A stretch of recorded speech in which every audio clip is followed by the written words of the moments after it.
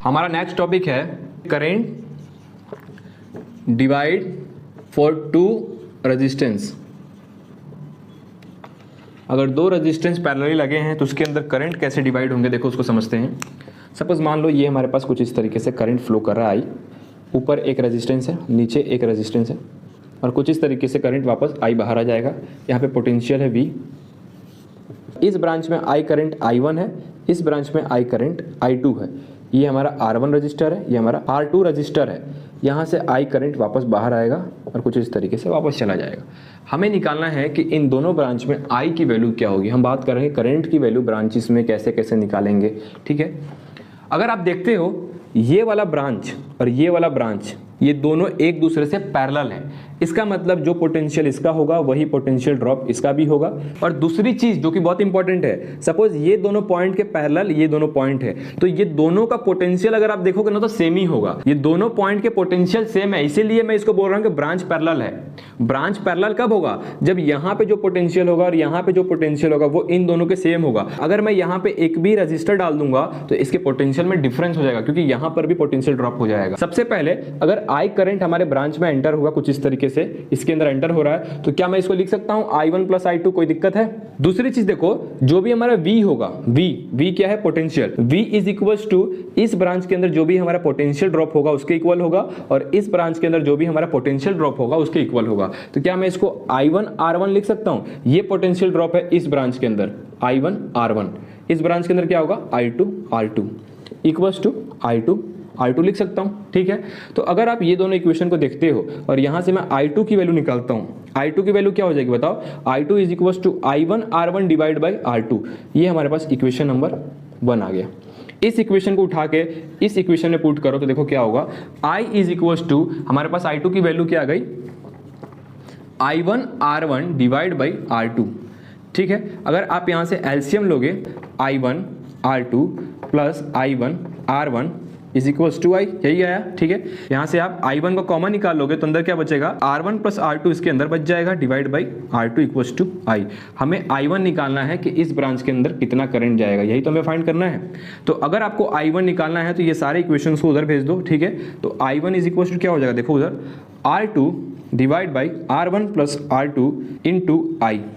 जो भी हमारा ओरिजिनल करंट होगा, हमारा I क्या है? ओरिजिनल करंट है। जो भी हमारा ओरिजिनल करंट होगा उसको आप इस तरीके से इंटू करोगे R2 divide by R1 plus R2 से, तो उससे हमारा I1 की वैल्यू निकल जाएगी। अब भैया प्रॉब्लम ये आता है कि हम लोग इसको याद कैसे करें? इतने सारे फॉर्मूले से हम लोग याद कैसे करें? तो आपको याद नहीं करना। हम लोगों ने ओम्स लॉ में क्या पढ़ा था? V equals to IR।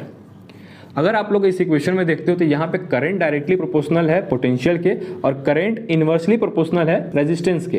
तो एक चीज आप दिमाग में डाल लेना, ये बहुत इंपॉर्टेंट है। यहीं से आप ब्रांच के अंदर पोटेंशियल निकाल लोगे, कौन से में ज्यादा होगा कौन से में कम होगा, यहीं से दिख रहा है। जिसके अंदर रेजिस्टेंस ज्यादा है उसके अंदर करंट कम है, जिसके अंदर रेजिस्टेंस ज़्यादा है उसके अंदर करंट कम है, जिसके अंदर पोटेंशियल ज़्यादा है उसके अंदर करंट ज़्यादा है।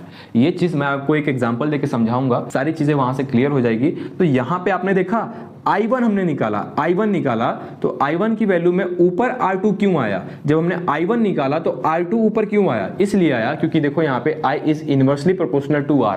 ऐसे याद रखो कि अगर I1 निकालना है तो ऊपर R2 रखना है, उसके सामने वाले की वैल्यू रखनी है R2 की, divide by R1 plus R2 into I, जो भी हमारा टोटल करंट होगा, जो कि ये बैटरी से जो भी करंट निकल रहा होगा उससे हमको इंटू कर देना है कुछ इस तरीके से, ठीक है। आई होप आपको ये समझ में आया होगा। वैसे ही अगर I2 निकालना है तो बताओ, I2 निकालना है ये वाला करंट, तो इसके सामने वाले R की वैल्यू रख दोगे, मतलब R1 divide by R1 plus R2 into I. अब याद करने की जरूरत है आपको। ये चीजें आपको याद कब रहेगी? जब आपको ये याद रहेगा कि I और R में इनवर्सली रिलेशन है, इसीलिए जब हमें I1 चाहिए तो उल्टा रखना पड़ेगा, सामने वाले की R2 की वैल्यू रख दो divide by R1 plus R2 into I. I hope आपको ये समझ में आया होगा। वोल्टेज डिवाइडर हमारा नेक्स्ट टॉपिक है। ब्रांच के अंदर वोल्टेज कैसे डिवाइड होते हैं, ठीक है। कैसे डिवाइड होते हैं ब्रांच के अंदर वोल्टेज? सपोज ये हमारे पास डायग्राम है, R1 रजिस्टर, R2 रजिस्टर और R3 रजिस्टर में बैटरी लगा है। यहाँ से करंट का फ्लो हो रहा है कुछ इस तरीके से I। ये R1 है, ये R2 है, ये R3 है। इसके अंदर पोटेंशियल ड्रॉप V1 हो गया, इसके अंदर V2 हो गया और इसके अंदर V3 हो गया। जैसा कि मैंने बताया था, अगर आपके ये दोनों पॉइंट के पोटेंशियल और इन दोनों पॉइंट के पोटेंशियल सेम है और पैरेलल भी है तो जो भी पोटेंशियल V इसका होगा वो इन तीनों के पोटेंशियल ड्रॉप के समीशन के इक्वल होगा। तो मैं क्या लिख सकता हूँ, देखो V इज इक्वल टू लिख सकता हूँ V1 plus V2 plus V3, ऐसे लिख सकते हैं हम लोग। बताओ यहाँ से अगर आप देखते हो V1 की वैल्यू क्या हो जाएगी, V1 के अंदर करंट क्या जा रहा है, I जा रहा है, I इंटू R1 लिख सकता हूँ, V2 क्या हो जाएगी, I इंटू R2 हो जाएगी, V3 क्या हो जाएगी, I इंटू R3 हो जाएगी। इन तीनों को रख दो यहाँ पे, V is equal to I into R1 plus I into R2 plus I into R3। यहाँ से I कॉमन निकाल लोगे, R1 plus R2 plus R3, I की वैल्यू क्या आ गई बताओ, V upon R1 plus R2 plus R3, ये हमारे पास I आ गई। लेकिन हम लोग बात कर रहे हैं कि वोल्टेज ड्रॉप कितना होगा तीनों के अलोंग, वोल्टेज कितना कितना ड्रॉप किया होगा ये सारे रजिस्टर्स, ठीक है। यहां से आपको I की वैल्यू इस इक्वेशन में रखनी है तो V1 मिल जाएगा। V1 इज इक्वल टू क्या हो जाएगा, देखो I इंटू R1 है, इसके साथ R1 को इंटू कर देना है, तो लिख दूं R1 divide by R1 plus R2 plus R3 into V भी है तो V को मैंने बाहर ले लिया, ठीक है। वैसे ही V2 निकालोगे तो R2 R1 plus R2 plus R3 into V, V3 निकालोगे तो R3 R1 plus R2 plus R3 into V।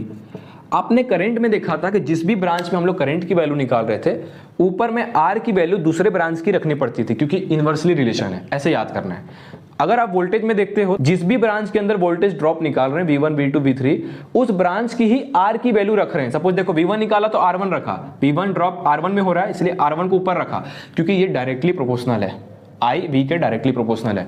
तो I और V के अंदर जो भी रिलेशंस है ना वो सारे रिलेशन आपको यहां से याद रखने, इसको पहले देख लेना है कि ऐसे ऐसे काम करना है इसके ऊपर, इसके फॉर्मूले ऐसे होते हैं, और उसको याद रखने के लिए आपको यहां पे ध्यान देना पड़ेगा कि रिलेशंस क्या है। तो हम लोगों ने देखा कि पोटेंशियल ड्रॉप कैसे निकालते हैं ब्रांच के अंदर, V1 plus V2 plus V3 V के इक्वल था, वहां से हम लोगों ने I की वैल्यू निकाल दी कि हमारा टोटल करंट इतना निकल रहा है, और यहां से हम लोगों ने I की वैल्यू उठा के V1 में रख दिया, V2 में रख दिया, V3 में रख दिया, तो ये तीनों का पोटेंशियल ड्रॉप हमें मिल गया, ठीक है। सो आई होप आपको ये समझ में आया होगा कि अगर आपके पास ब्रांच में पोटेंशियल ड्रॉप निकालना है तो कैसे निकलेगा, ठीक है।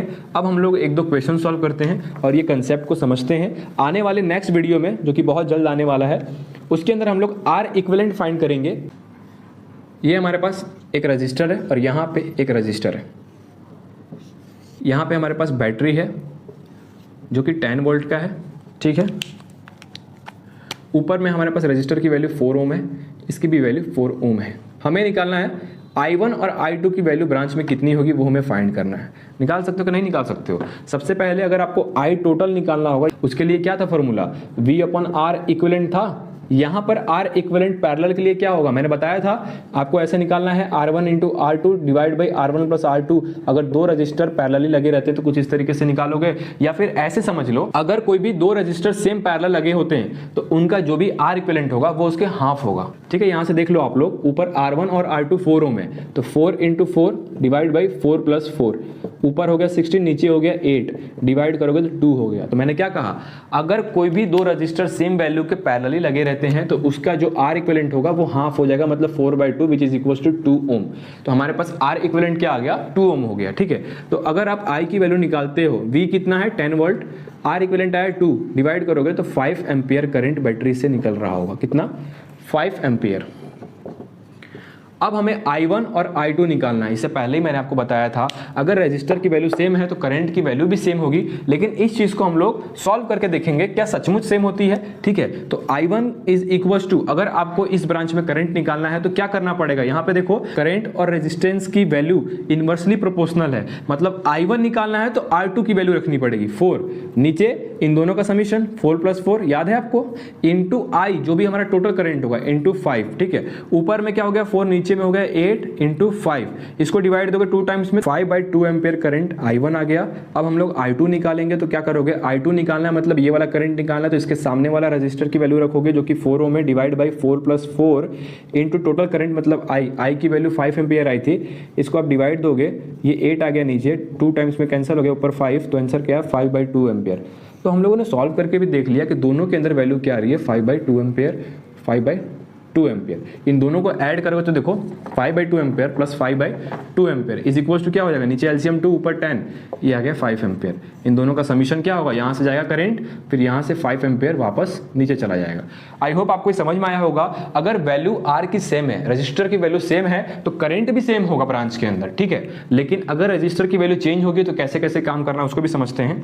ऊपर में रजिस्टर 2 ओम है, नीचे में रजिस्टर 4 ओम है, ठीक है।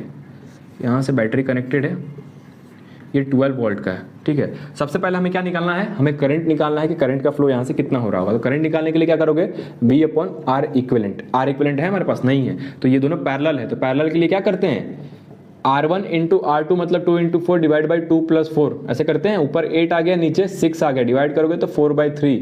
I इज इक्वल टू क्या हो जाएगा, V क्या है देखो, V 12 है और 4/3 करोगे, ये चला जाएगा 3 टाइम्स, ऊपर जाएगा 3 3 9 हो जाएगा। I की वैल्यू 9 एम्पियर आ गई। I की वैल्यू हमने निकाल दी कि यहाँ से 9 एम्पियर करंट ऊपर जा रहा है। अब यहाँ से करंट डिवाइड होगा, ठीक है। जिसके भी अंदर R की वैल्यू ज़्यादा होगी उसके अंदर करंट कम होगा। जिस भी ब्रांच के अंदर रजिस्टर की वैल्यू ज़्यादा होगी उसके अंदर करंट कम होगा, क्योंकि यहाँ से रिलेशन देखते हो तो current is inversely proportional to resistance. इसीलिए देखने से ही मालूम चल गया कि ऊपर वाले में करंट की वैल्यू ज़्यादा होगी। तो एग्जाम में ऐसे भी पूछ देंगे कि कौन से ब्रांच में करंट की वैल्यू ज़्यादा होगी। लेकिन आपने एक चीज़ देखा, अगर इसके अंदर करंट की वैल्यू ज़्यादा होगी तो क्या पोटेंशियल की वैल्यू भी ज़्यादा होगी? नहीं। अगर आपका करंट की वैल्यू ज़्यादा है, यहाँ पे आर कम है, इसीलिए करंट की वैल्यू ऊपर में ज़्यादा जा रही है, ताकि पोटेंशियल ड्रॉप जो भी होगा वो इसके इक्वल होगा और ये वाला इसके इक्वल होगा। ये पोटेंशियल ड्रॉप को इक्वल बनाने के लिए ऊपर में आई की वैल्यू ज्यादा जा रही है, ठीक है। तो ऊपर में आई की वैल्यू सपोज मान लो I1 है, नीचे में I2 है, तो I1 की वैल्यू कैसे निकालते हैं, R2 + R1 + R2 × I। हम लोग कुछ इस तरीके से I1 की वैल्यू निकालते हैं। तो I1 की वैल्यू निकालोगे तो R2 इसके सामने वाला होगा, मतलब 4 होगा, डिवाइड बाई 2 + 4 लिखूं, इंटू I कितना आ गया हमारे पास 9 एम्पियर, ठीक है। ऊपर 4 है, नीचे 6 है, इंटू 9 है, ये चला जाएगा 3 टाइम्स में, ये 2 टाइम्स में, ये जाएगा 2 टाइम्स में। आंसर क्या आ गया, 6 एम्पियर। 6 एम्पियर ऊपर जा रहा है। हमारे पास टोटल करंट 9 एम्पियर है, 6 एम्पियर ऊपर चला गया, तो ये वाले ब्रांच में कितना जाएगा, 9 में से 6 गया, 3 एम्पियर करंट इसमें चला जाएगा। अब अगर आप इंटू करते हो दोनों को और दोनों का पोटेंशियल ड्रॉप निकालोगे ना, तो वो 12 ही आएगा। देखो कैसे, 3 एम्पियर करंट इसमें आ गया, तो इसके अंदर पोटेंशियल ड्रॉप क्या हो जाएगा, I2 × R2 होगा। हमारे पास I2 है 3, इंटू R2 क्या है 4, तो 4 × 3 क्या आ गया, 12 वोल्ट आ गया। यहाँ पर भी देखो, यहाँ पर अगर हम पोटेंशियल ड्रॉप निकालेंगे तो करंट कितना है 6, इंटू 2 हमारे पास रेजिस्टेंस है, 2 करोगे तो ये हमारे पास 12 वोल्ट आ गया इसके अंदर भी। तो हमने लाइव एग्जांपल भी देख लिया कि ब्रांचेस अगर सेम है, अगर पोटेंशियल पॉइंट तीनों का सेम है, तो उसके अंदर पोटेंशियल ड्रॉप भी सेम ही होगा। हमने यहाँ पे सॉल्व करके भी देखा, यहाँ पर भी 12 वोल्ट, यहाँ पर भी 12 वोल्ट और यहाँ पे 12 वोल्ट दिया ही था, ठीक है। तो जो चीज मैं कब से बोल रहा था वो चीज आपको दिखा भी दिया। और दूसरी चीज, अगर आपके पास आर की वैल्यू ज्यादा है तो करंट की वैल्यू कम हो जाएगी, ताकि पोटेंशियल ड्रॉप मेंटेन रहे तीनों ब्रांच में। ऊपर में भी देखोगे तो अगर आर की वैल्यू कम थी तो करंट ऊपर ज्यादा गया, ताकि पोटेंशियल ड्रॉप मेंटेन रहे ब्रांच में। आई होप आपको ये सारे एग्जांपल समझ में आए होंगे। अगर आपको ये वीडियो अच्छा लगा तो लाइक कर देना, चैनल पर नए तो सब्सक्राइब कर देना। ऐसे और वीडियोस हमारे चैनल पे आते रहेंगे। Thank you so much for watching this video. मिलते हैं किसी नए वीडियो में, तब तक के लिए बाय।